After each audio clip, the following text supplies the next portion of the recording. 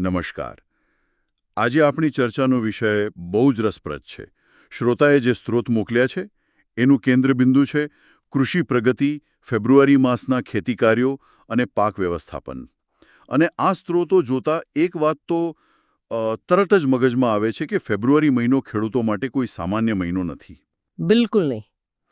એવું લાગે છે કે જાણે એક જ સમયે બે મોરચે લડવાનું છે. હા, તમે જે બે મોરચા શબ્દ વાપર્યો ને એ એકદમ સચોટ છે. એક તરફ આખી સિઝનની મહેનત એટલે કે શિયાળુ પાકની લણણીની તૈયારી, અને બીજી તરફ ઉનાળુ પાક માટે નવી વાવણીની ઉતાવળ. બરાબર.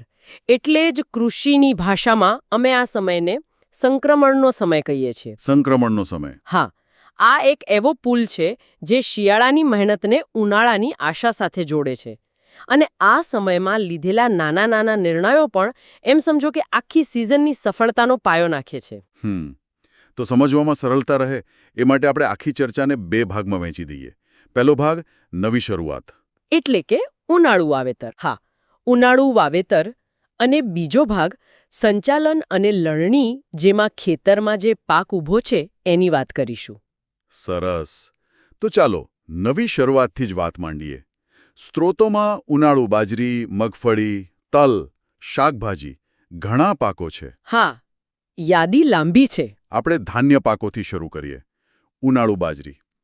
એમાં જાતોના નામ તો છે જ, જેમ કે GHB 558, 538 વગેરે. પણ મને જે વાત વધુ મહત્વની લાગી તે છે સમય અને પોષણ પરનો ભાર. બરાબર. વાવણી માટે 15 ફેબ્રુઆરીથી 15 માર્ચનો સમય, અને હેક્ટર દીઠ 40 કિલો નાઇટ્રોજન અને 40 કિલો ફોસ્ફરસ પાયાના ખાતર તરીકે. અને આ પાયાના ખાતરનો મુદ્દો ખરેખર બહુ જ નિર્ણાયક છે. એવું કેમ? જુઓ, આપણે કોઈ ઇમારત બનાવીએ તો એનો પાયો મજબૂત હોવો જરૂરી છે, બરાબર? હા, ચોક્કસ. બસ આ ખાતર પાક માટે એ જ કામ કરે છે.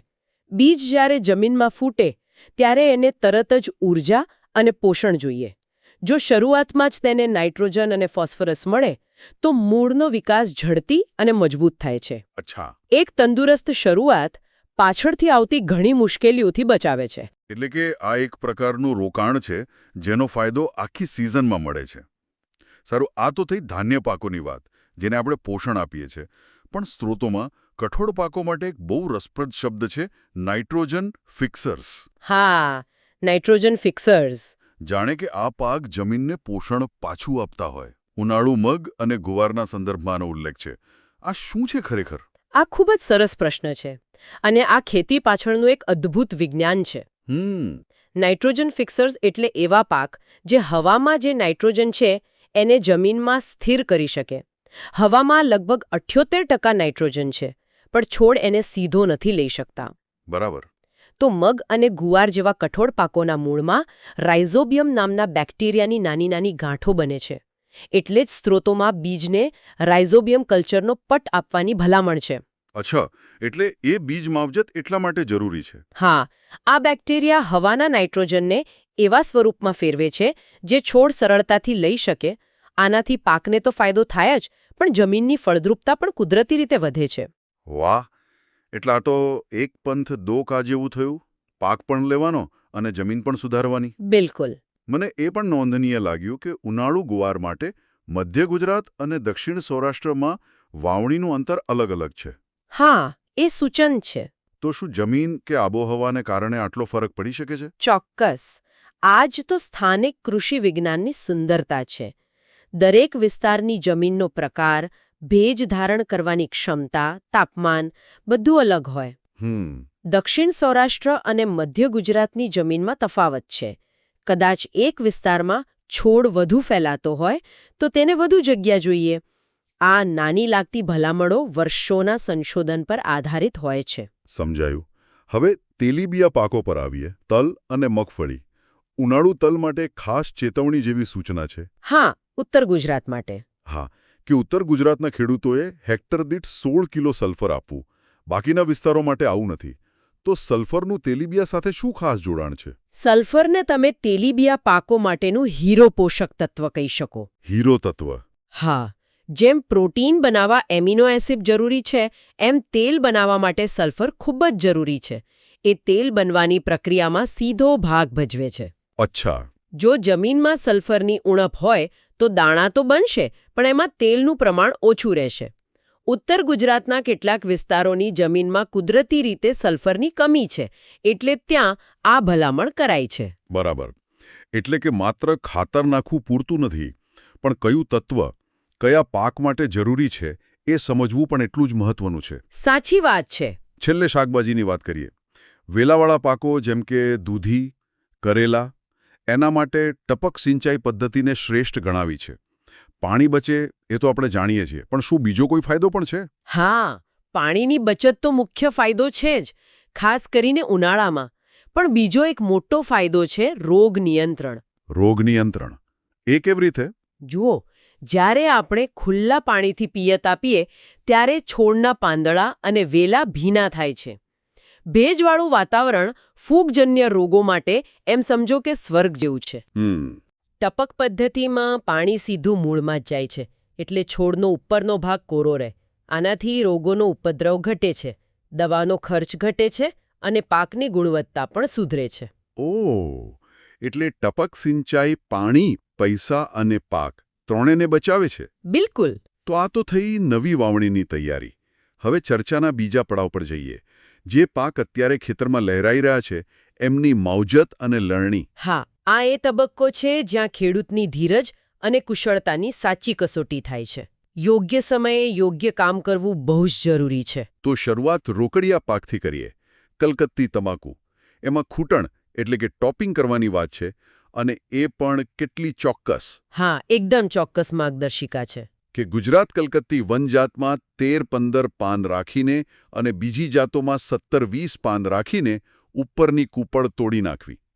આ પાનની સંખ્યા આટલી બધી મહત્વની કેમ છે? આ ખૂબ જ રસપ્રદ પ્રક્રિયા છે. જુઓ, છોડનો કુદરતી સ્વભાવ શું હોય? ફૂલ અને બીજ પેદા કરીને પોતાની વંશવૃદ્ધિ કરવાનો. બરાબર. જ્યારે આપણે ઉપરની કૂંપળ તોડી નાખીએ, જેને ટોપિંગ કહે છે, ત્યારે છોડની બધી ઊર્જા બીજ બનાવવાને બદલે પાંદડાના વિકાસ તરફ વળે છે. તમાકુમાં પાંદડા જ મુખ્ય ઉત્પાદન છે. હા, સાચી વાત. અને જાત પ્રમાણે પાનની સંખ્યા નક્કી કરવા પાછળનો હેતુ ગુણવત્તાનું સંચાલન છે. જો ઓછા પાન રાખીએ તો તે વધુ મોટા અને વજનદાર બને છે. વધુ રાખીએ તો કદમાં નાના રહી શકે. એટલે આ એક સંતુલન છે. એટલે છોડની ઊર્જાને યોગ્ય દિશામાં વાળવાની આ એક વૈજ્ઞાનિક પદ્ધતિ છે. હવે મસાલા પાકો પર આવીએ. અહીં મને એક વાત બહુ જ આકર્ષક લાગી. કઈ વાત? જીરુંની કાપણી. સૂચન છે કે વહેલી સવારે કરવી.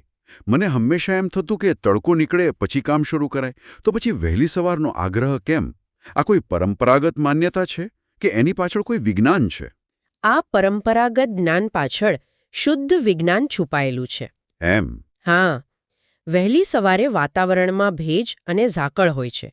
આ ઝાકળને કારણે જીરુના નાજુક દાણા છોડ સાથે ચોંટેલા રહે છે. જ્યારે કાપણી કરીએ ત્યારે દાણા ખરી પડવાની શક્યતા એકદમ ઓછી થઈ જાય છે. અચ્છા. જો આ જ કામ બપોરના સૂકા વાતાવરણમાં કરીએ તો સહેજ હલનચલનથી દાણા ખરી પડે અને મોટું નુકસાન થાય. વાહ! એટલે કે ઝાકળ એક કુદરતી ગુંદર જેવું કામ કરે છે. આ તો ખરેખર જાણવા જેવી વાત છે. ચોક્કસ. આવી જ એક ખાસ ટીપ લસણ માટે પણ છે. તેની સંગ્રહ શક્તિ વધારવા માટે કાપણીના 15 દિવસ પહેલા મેલિક હાઇડ્રેઝાઇડ નામની દવાનો છંટકાવ કરવાનું કહ્યું છે. આ કેવું રસાયણ છે? મેલિક હાઇડ્રેઝાઇડ એક ગ્રોથ રેગ્યુલેટર છે, એટલે કે તે છોડની વૃદ્ધિને નિયંત્રિત કરે છે. હા. આપણે જોયું હશે કે ઘરમાં પડેલા લસણ કે ડુંગળીમાં થોડા સમય પછી લીલા ફણગા ફૂટી જાય છે. હા, એ તો થાય જ છે. બસ, મેલિક હાઇડ્રેઝાઇડનો છંટકાવ કરવાથી કંદની અંદરની આ ઉગી નીકળવાની પ્રક્રિયા અટકી જાય છે અથવા ખૂબ ધીમી પડી જાય છે. પરિણામે લસણ લાંબા સમય સુધી તાજું રહે છે અને તેની શેલ્ફ લાઇફ વધી જાય છે. બરાબર. અને હવે બાગાયતી પાકો, ખાસ કરીને આંબો. સ્ત્રોતો કહે છે કે કેરી પાકવાના 1 મહિના પહેલા પિયત બંધ કરી દેવું.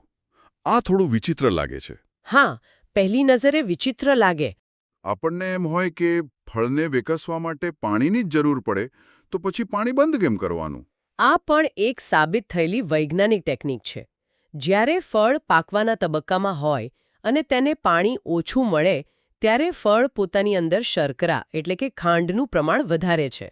ઓહ, સરળ શબ્દોમાં કહીએ તો કેરી ઓછી પાણીવાળી અને વધુ ગળી બને છે. તેનાથી ફળનો સ્વાદ, સુગંધ અને ગુણવત્તા ત્રણેયમાં સુધારો થાય છે. અદ્ભુત. તો આપણે વાવણી, માવજત અને કાપણીની ઘણી ઝીણવટભરી ચર્ચાઓ કરી. પણ આ બધાની સાથે ફેબ્રુઆરીમાં સાવચેત રહેવું પણ જરૂરી છે. હા, ખૂબ જ જરૂરી છે. સ્ત્રોતોમાં રોગ અને જીવાત અંગે કેટલીક ચેતવણીઓ છે, જેમ કે ઘઉંમાં ગાભામારાની ઈયળ અને બટાટામાં સુકારા રોગ, ખાસ કરીને જ્યારે વાદળછાયું વાતાવરણ હોય ત્યારે. બરાબર. આ વાતાવરણ અને રોગો વચ્ચે શું સંબંધ છે? સંબંધ ખૂબ જ સીધો છે. વાદળછાયું વાતાવરણ એટલે હવામાં વધુ ભેજ અને ઓછો સૂર્યપ્રકાશ. આ પરિસ્થિતિ ફૂગના વિકાસ અને ફેલાવા માટે એકદમ અનુકૂળ છે. બટાટાનો સુકારો હોય કે જીરુંનો કાળિયો, આ બંને ભયંકર રોગો ફૂગથી થાય છે. એટલે વાદળછાયું વાતાવરણ એમના માટે ગ્રીન સિગ્નલ જેવું છે. બરાબર. એમના માટે રેડ કાર્પેટ પાથરી દે છે. તેથી જ સ્ત્રોતોમાં ખાસ ચેતવણી આપી છે કે આવા વાતાવરણમાં સાવચેત રહેવું અને જરૂર પડે ફૂગનાશકનો નિવારક છંટકાવ કરવો. એટલે કે રોગ આવે એની રાહ નહીં જોવાની. બિલકુલ નહીં. રોગ આવ્યા પછી ઉપચાર કરવા કરતાં તેને આવતો અટકાવવો હંમેશા વધુ સારો અને સસ્તો ઉપાય છે. ચોક્કસ. તો આ આખી ચર્ચા પરથી એક વાત સ્પષ્ટ થાય છે. ફેબ્રુઆરી મહિનો ગુજરાતના ખેડૂત માટે માત્ર કેલેન્ડરનું એક પાનું નથી. ના, જરાય નહીં. તે વ્યસ્તતા, નિર્ણયો અને બેવડી જવાબદારીઓનો એક આખો દોર છે. એક તરફ શિયાળાની મહેનતને સમેટવાની છે, તો બીજી તરફ ઉનાળાની આશાના બીજ રોપવાના છે. સાચી વાત. એક અદ્ભુત સંતુલનનો ખેલ છે. અને આ સંતુલન સાધવા માટે હવે માત્ર પરંપરાગત અનુભવ પૂરતો નથી.